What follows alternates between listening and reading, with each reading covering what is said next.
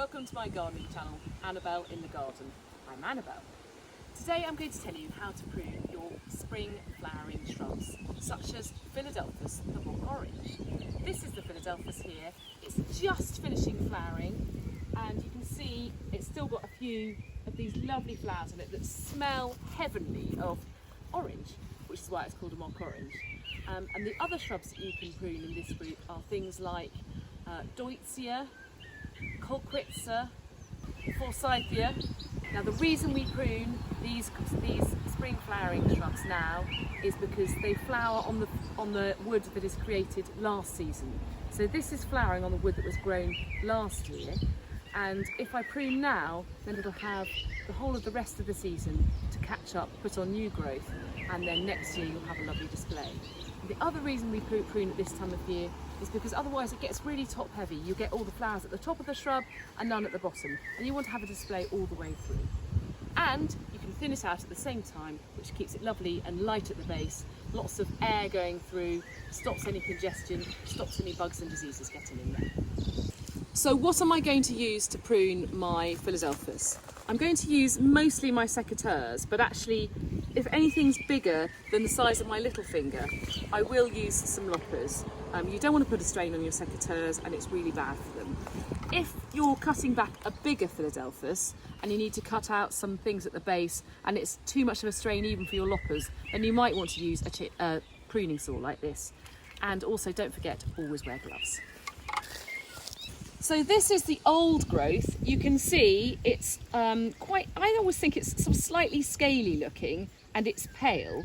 This is the new growth and it's lovely and green looking. And we can cut out about 1/3 of this shrub. It will take it down in height a little bit and just make it a better shape and not too leggy. So I'm literally going to cut right down at the base, down here. And a couple of tips for you: when you're using your secateurs, try to angle the secateur so that it's actually against the stem of the plant that you're cutting, like that, rather than this way round with the fat bit which squashes it. So you want to do it like that, almost with your palm up. And I'm going to take out another stem here. This is older wood. You can see it's paler, it's brown, it's not this lovely green growth here. And again, I'm going to prune this right down here, like that. And you can see you're already thinning it out, making it a little bit shorter, and this lovely new growth is what will flower next year. This Philadelphus isn't too bad, but it has been cut back by me in previous years to get it into a lovely shape.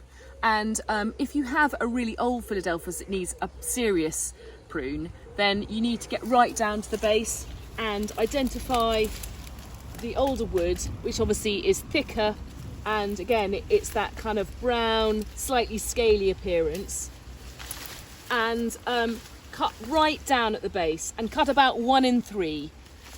This could be a 2 or 3 year project before you actually get your Philadelphus back in shape, and it's the same with the Colquitza and with the Deutzia.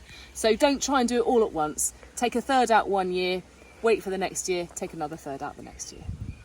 Thank you for watching. That's how to prune your Philadelphus. Don't forget to go to my gardening channel for more helpful tutorials and videos.